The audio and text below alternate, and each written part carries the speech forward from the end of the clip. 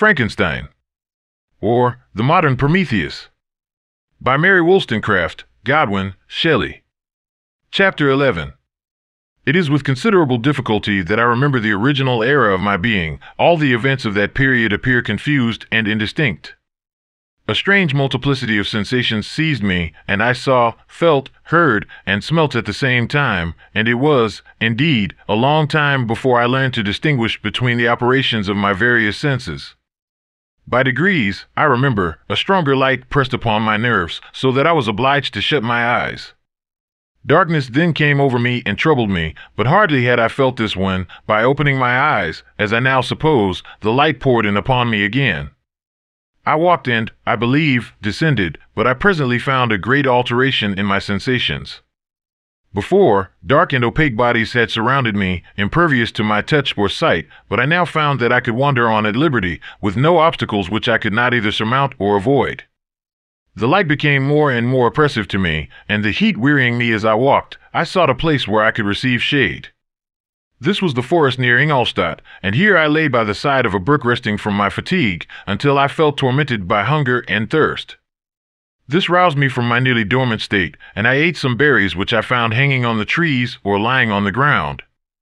I slaked my thirst at the brook, and then lying down, was overcome by sleep. It was dark when I awoke. I felt cold also, and half frightened, as it were, instinctively, finding myself so desolate.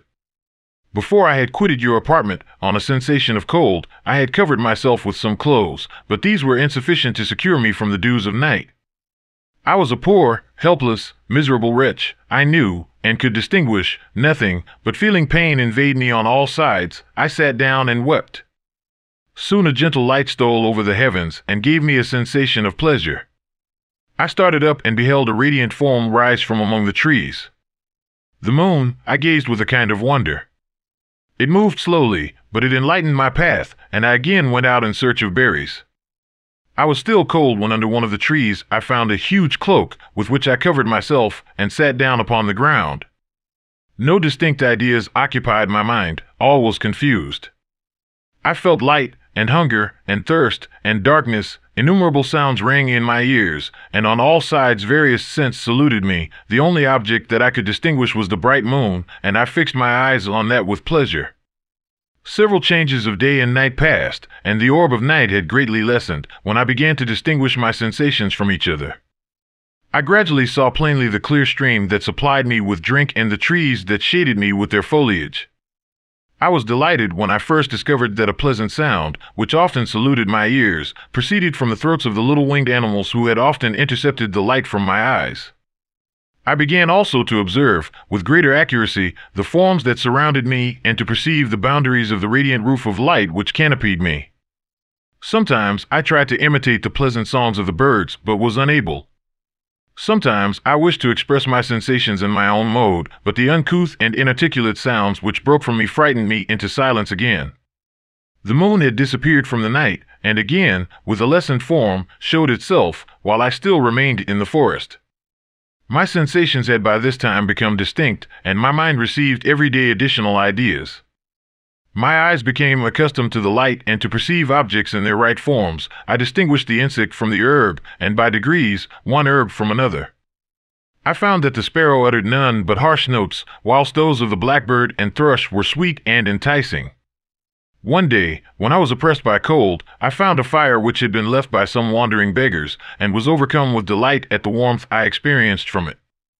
In my joy I thrust my hand into the live embers, but quickly drew it out again with a cry of pain. How strange, I thought, that the same cause should produce such opposite effects. I examined the materials of the fire, and to my joy found it to be composed of wood.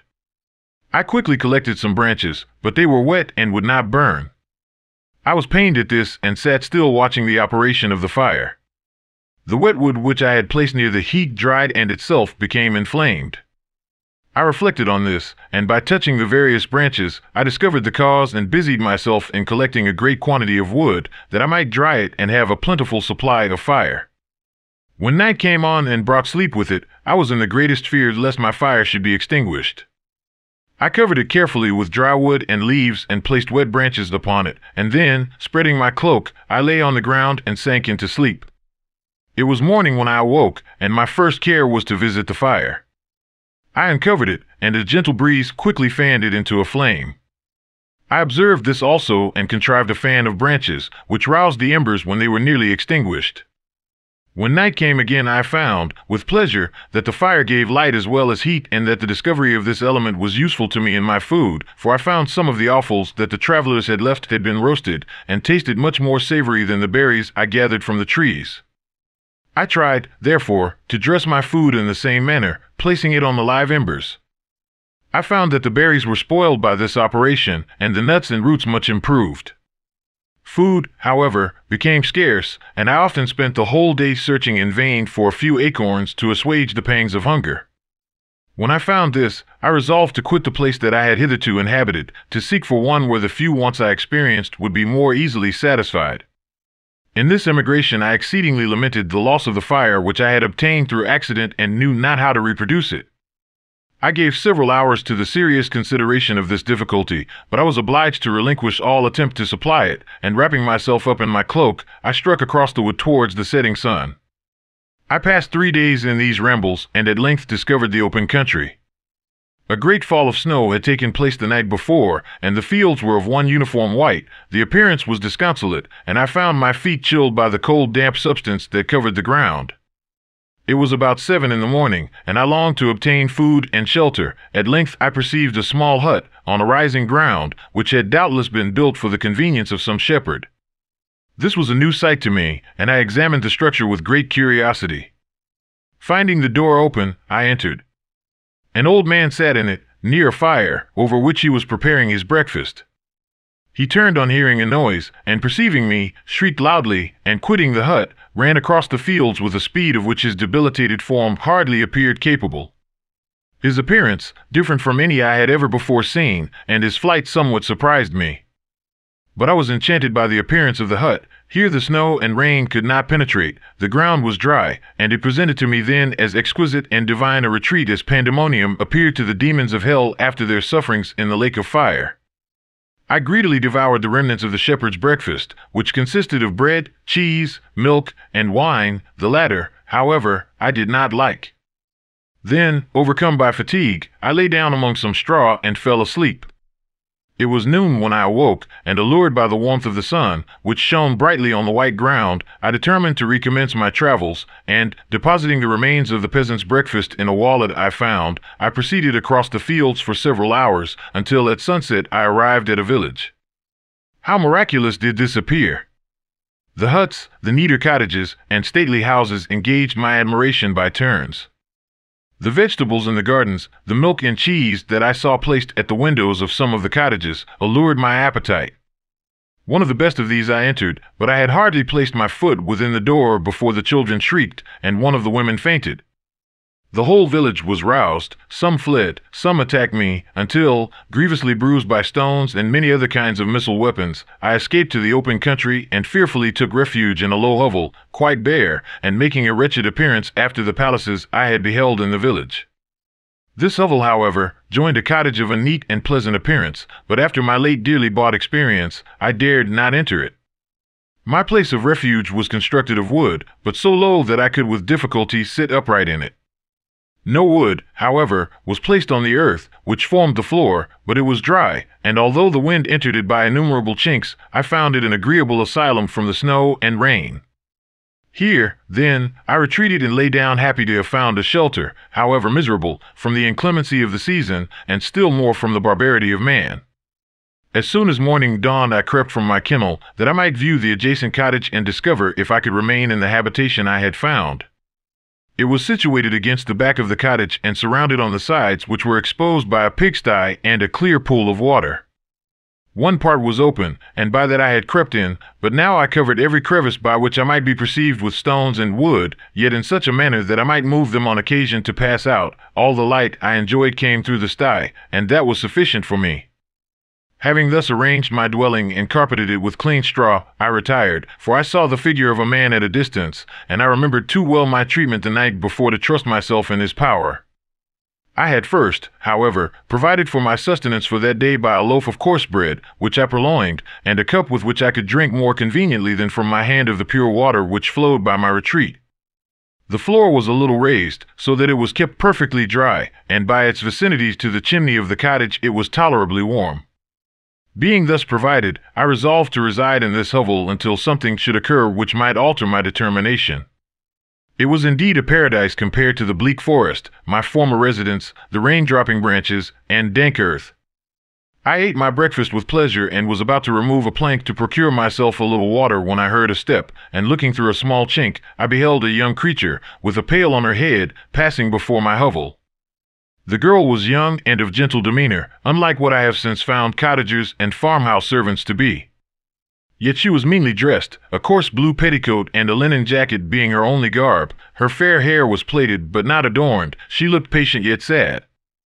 I lost sight of her, and in about a quarter of an hour she returned bearing the pail, which was now partly filled with milk. As she walked along, seemingly incommoded by the burden, a young man met her, whose countenance expressed a deeper despondence. Uttering a few sounds with an air of melancholy, he took the pail from her head and bore it to the cottage himself. She followed, and they disappeared.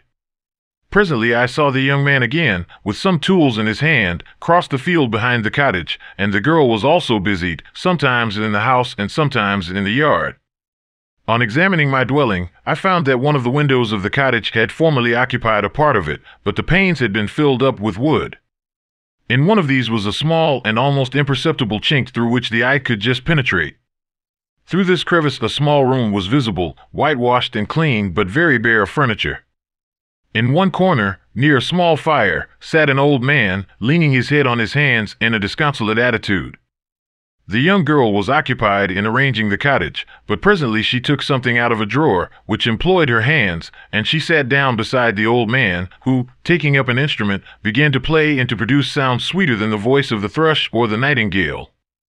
It was a lovely sight, even to me, poor wretch who had never beheld aught beautiful before.